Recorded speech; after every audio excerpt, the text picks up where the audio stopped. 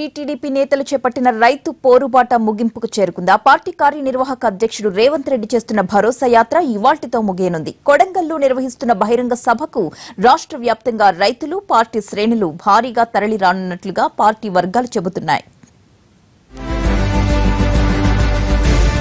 Telangana Telugu Desam party ఆధ్వర్యంలో చేస్తున్న తొలిదశ రైతు పోరు యాత్రకు తాత్కాలిక విరామం ఇవ్వనున్నారు తెలుగు తమ్ముళ్లు. నవంబర్ మొదటి వారంలో ప్రారంభమైన రేవంత్ పాదయాత్ర ఇవాళ కొడంగల్ బహిరంగ సభతో ముగియనుంది. టీ సర్కార్ రైతుల్ని పట్టించుకోవటం లేదని, నకిలీ విత్తనాలు, పురుగుమందుల వల్ల నష్టపోయిన రైతులకు ప్రభుత్వం పరిహారం చెల్లించాలని డిమాండ్ చేస్తూ టీటీడీపీ ఆందోళన బాటపట్టింది. రైతు సమస్యలు పరిష్కరించే వరకు టీడీపీ వారి పక్షాన నిలబడి పోరాటం చేస్తుందన్నారు టీడీపీ నేతలు.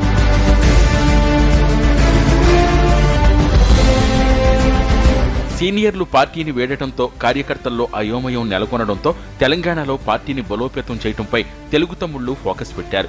పార్టీ శ్రేణుల్ని మళ్లీ తమ వైపు తిప్పుకునేందుకు ఉద్యమ బాటపట్టారు. మల్లన్న సాగర్ ఇష్యూ, వైయూల విద్యార్థి గర్జన, మహారాష్ట్రతో ఒప్పందాలు, విద్యుత్ ఛార్జీల వంటి అంశాలపై చేసిన ఆందోళనలు పార్టీలో, కేడర్లో జోష్ నింపింది. అదే స్ఫూర్తితో ప్రజా ఉద్యమాలకు రూపకల్పన చేస్తూ అధికార పార్టీపై విరుచుకుపడుతూ మరోసారి రైతు భరోసా యాత్ర పేరుతో ఆందోళన బాటపట్టారు టీడీపీ నేతలు. వేసిన పంట చేతికి రాక ఆర్థికంగా నష్టపోయిన రైతులు కొందరైతే, నకిలీ విత్తనాలతో సర్వం కోల్పోయి అప్పుల పాలైన రైతులు కొందరు. పంటలకు బీమా సౌకర్యం లేక, పండిన పంటకు గిట్టుబాటు ధర లభించక రైతుల పరిస్థితి అగమ్యగోచరంగా తయారైందని టీడీపీ నేతలు ఆవేదన వ్యక్తం చేస్తున్నారు.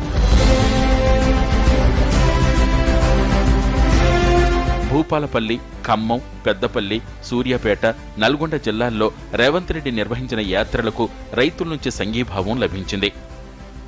ఇవాళ మహబూబ్నగర్ జిల్లా పోలేపల్లి నుంచి మొదలయ్యే రైతు పోరు యాత్ర కోస్గిలో ముగుస్తుంది. ఇదే ప్రాంతంలో భారీ బహిరంగ సభ ఏర్పాటు చేసి రైతు సమస్యల పట్ల ప్రభుత్వం తీసుకుంటున్న చర్యలను ఎండగట్టనున్నారు టీడీపీ నేతలు.